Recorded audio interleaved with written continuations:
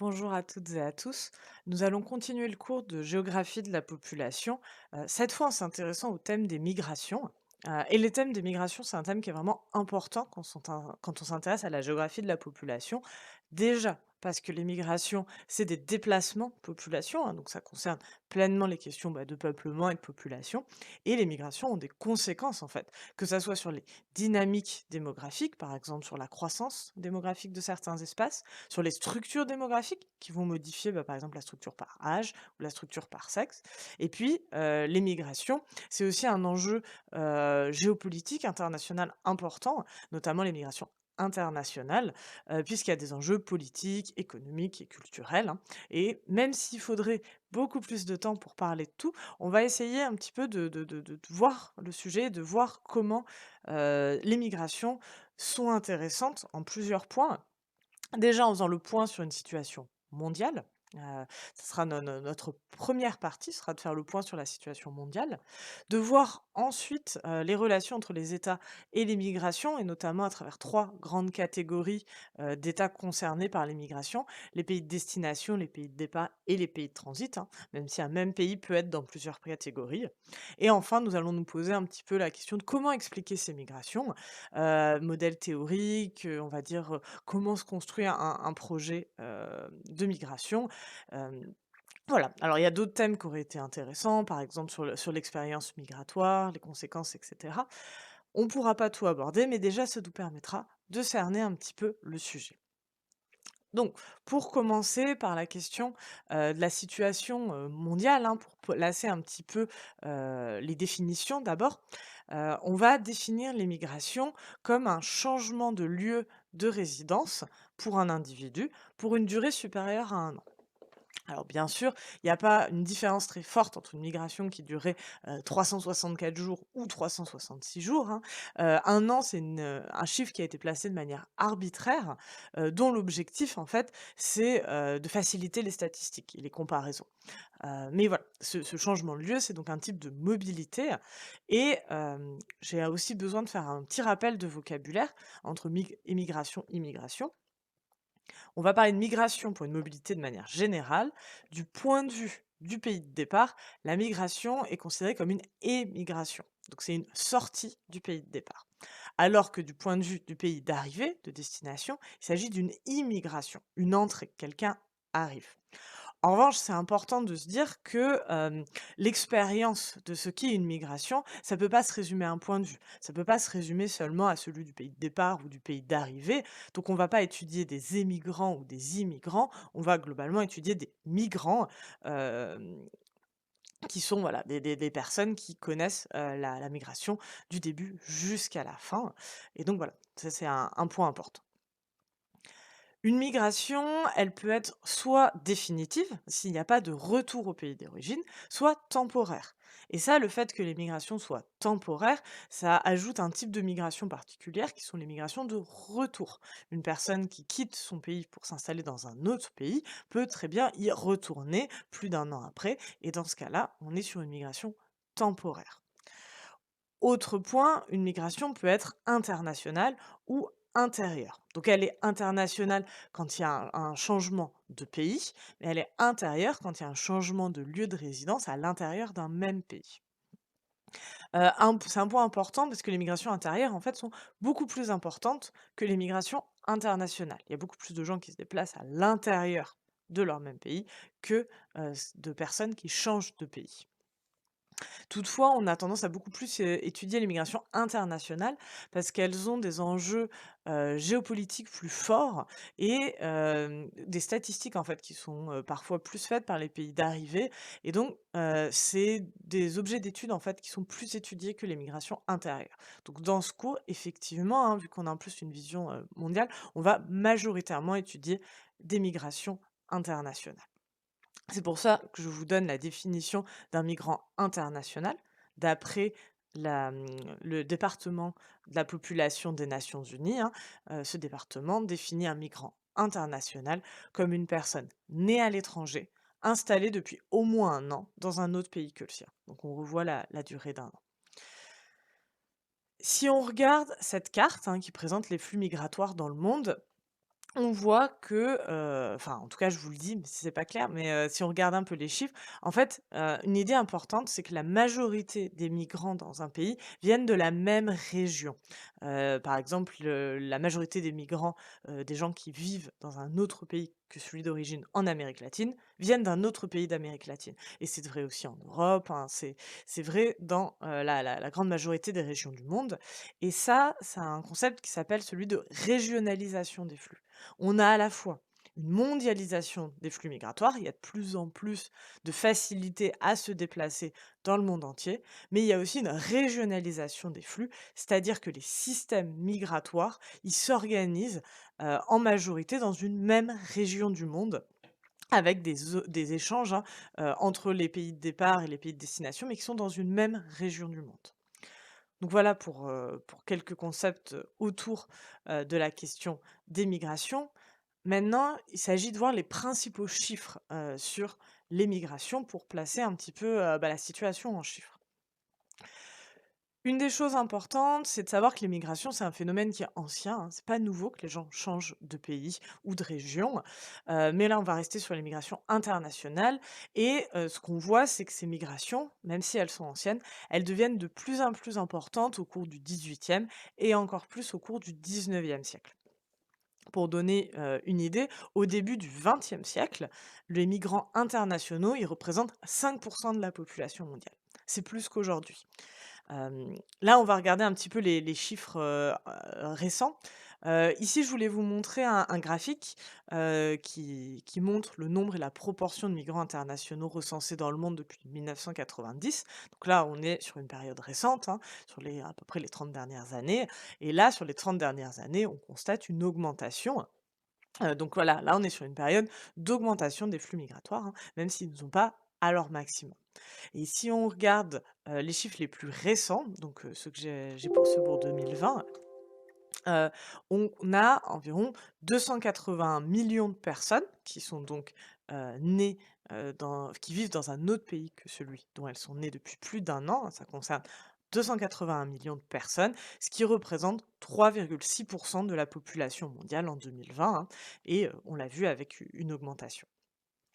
Les migrations internes, je vous ai dit, sont plus importantes, les migrations intérieures, puisqu'elles concernent 740 millions de personnes, hein, donc beaucoup plus et par exemple, pour vous donner un exemple, en Chine, qui est un très grand pays en termes de superficie, il y a à peu près autant de migrants chinois dans leur propre pays, hein, donc de migrants intérieurs en Chine, que de migrants internationaux dans le monde entier. Voilà, donc ça vous donne une idée de la mesure, hein, que les migrations intérieures sont en fait, très importantes et qu'il ne faut pas les négliger dans une analyse sur les migrations. Logiquement, il y a peu de chiffres, extrêmement fiables sur les migrations illégales, mais on a des estimations et proportionnellement, elles sont peu nombreuses. On estime autour de 0,6 de la population mondiale, ce qui fait passer un peu la proportion de migrants internationaux dans le monde un tout petit peu au-dessus de 4. Et pourquoi, en fait, ces migrations sont aussi peu nombreuses alors qu'il y a des on reviendra après, hein, il y a des restrictions à la migration? Il y a plusieurs raisons. Ça coûte cher, il y a des difficultés matérielles, il y a de faibles chances de succès, hein, avec un risque de devoir être renvoyé dans son propre pays et des risques qui peuvent être mortels. Heu donc ça, tout ça explique qu'il y a une majorité des migrations qui sont des migrations légales, et je reviens un petit peu sur le coût élevé, hein, parce que ça va illustrer l'inégalité face à la migration.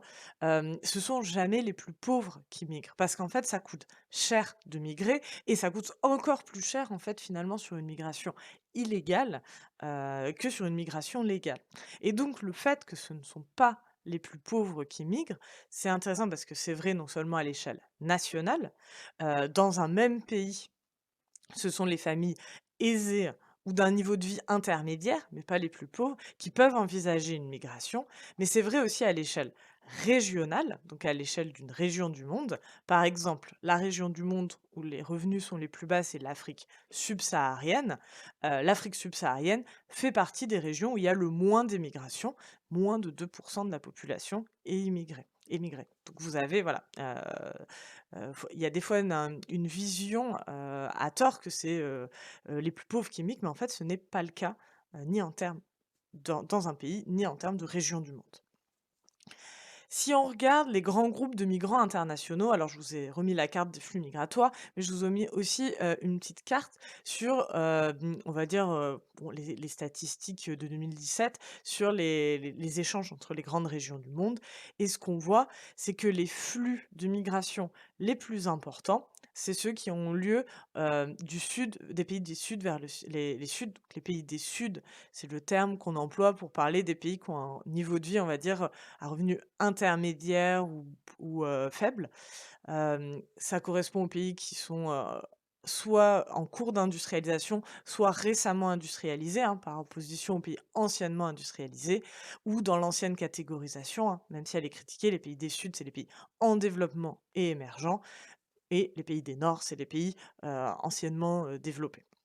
Voilà, juste pour que ce soit bien clair sur les termes et donc la majorité des échanges se font entre pays des Sud, puis entre pays des Sud vers les Nord et si on regarde par région du monde, là où il y a la majorité de migrants internationaux, c'est en Asie. Ce qui paraît logique puisqu'on a vu que c'était les pays c'est là où il y avait les 2 pays les plus peuplés du monde, hein, la Chine et l'Inde. Donc c'est là qu'il y a aussi le plus de migrants qui partent, suivis par l'Europe et enfin Amérique latine et Afrique. Il s'agit maintenant de voir la question des droits, des statuts juridiques et cette question des droits et des statuts nous permet d'aborder et de compléter les questions autour de l'inégalité d'accès à la migration. Si on prend, on va dire un des textes, fondateurs, celui de la Déclaration universelle des droits de l'homme des Nations unies, hein, qui a été produit en 1948, l'article 13.2 dit: toute personne a le droit de quitter tout pays, y compris le sien, et de revenir dans son pays. Donc on a un texte qui garantit le droit à toute personne de quitter son pays. Ce qui est intéressant, c'est de voir qu'aucun texte ne garantit le droit d'immigrer dans le pays de son choix. Donc il y a on va dire une inégalité où tout le monde a le droit de quitter son pays, mais aucun texte juridique ne garantit le droit d'aller dans le pays de son choix. Si on regarde les statuts juridiques, il en existe plusieurs en fonction de la durée de séjour et du profil du migrant. Et donc pour parler, de la majorité des migrations, qui sont les migrations légales, elles sont définies en fonction de 2 documents, le passeport et le visa. Donc je vous ai juste mis, 2 photos illustratives, hein, que j'ai trouvées. Donc le passeport, c'est un document d'identité qui est donné par le pays d'origine et qui permet des déplacements temporaires dans certains pays. Et lorsqu'il n'y a pas d'accord entre les pays, il faut demander un visa qui permet un déplacement temporaire s'il est accepté. Le passeport, c'est un outil important de contrôle des déplacements de la population, et il s'est répandu après la 1 guerre mondiale. Le rapport, en fait, au passeport a pas mal changé puisque avant c'était surtout pour limiter les sorties, pour éviter que les gens quittent le pays pour s'installer dans un nouveau. Actuellement, le passeport sert plutôt à limiter les entrées. C'est plutôt un document, donc avec les visas, hein, qui permet de décider si la personne a ou non le droit d'entrer dans un pays. Et en fait, les inégalités sont très fortes entre certains pays qui ont d'importantes possibilités, de déplacement dans le monde entier et d'autres où, peu de pays acceptent. Là, vous avez par exemple une carte qui montre, donc qui compare avec des cartes les pays accessibles sans demande de visa, avec juste un document, le passeport, pour un passeport français, pour un passeport vietnamien. À droite, vous avez également, les passeports qui permettent d'accéder sans visa au plus grand nombre de pays ou au plus faible nombre de pays en 2019 et donc ce qu'on voit, hein, c'est qu'avec, ce document d'identité, hein, qui est, enfin, c'est le même pour enfin, c'est le même. Il est, associé au pays d'origine, hein, mais c'est un passeport. Il y a des inégalités très fortes, hein, puisque, par exemple, un passeport, japonais permet d'aller dans 189 États, donc quand même une grande majorité d'États, alors qu'un passeport, par exemple, afghan ou irakien ne permet d'aller que dans 30. Donc il y a une inégalité d'accès à la migration qui passe par, les passeports. Autre question dans les statuts, c'est la question des migrations forcées, qui sont subies par les migrants, hein, qui sont subis suite à une menace. Et là, quand, il y a une menace qui est reconnue comme réelle, portant sur la vie de la personne, on peut reconnaître le statut de réfugié. Et ça, c'est reconnu par la Convention de Genève, de 1951. Et donc, je vous lis cet article, hein, de la Convention de Genève: «Est réfugié celui qui craint, avec raison, d'être persécuté en raison de sa race, de sa religion, de sa nationalité, de son appartenance à un certain groupe social ou de ses opinions politiques, qui se trouve hors du pays dont est la nationalité et qui ne peut ou ne veut, en raison de cette crainte, se réclamer de la protection de ce pays». C'est donc pour des gens qui sont persécutés, souvent, parmi les causes les plus répandues, ça va être la guerre, hein, ça peut être une guerre civile ou pas, donc il y a une menace sur l'intégrité de la personne, ou des personnes qui subissent des discriminations très fortes, hein, qu'elles peuvent être ethniques, elles peuvent être religieuses, elles peuvent être liées à leur orientation sexuelle, et lorsqu'il y a une menace avérée sur la personne, elle peut bénéficier d'un statut de réfugié et être, on va dire, accueillie par un État. Donc ça donne un statut officiel. Et si on, regarde les chiffres du Haut Commissariat aux réfugiés, le HCR, hein, qui dépend de l'ONU, qui est, l'organisme qui va nous donner les chiffres sur les réfugiés, le nombre de ces réfugiés accueillis dans un autre pays en 2021, équivaut à 27 millions de personnes, hein, qui sont pris en compte dans le chiffre que je vous ai donné, au début des 280 millions, hein. Ça compte les réfugiés dedans, et donc voilà, ce que je vous disais dans les causes, c'est souvent la guerre et les discriminations. Donc voilà pour l'état des lieux, qui permet de situer un petit peu, je me suis dit, les chiffres et les statuts. Il s'agit maintenant de voir, la partie qui porte sur État et migration.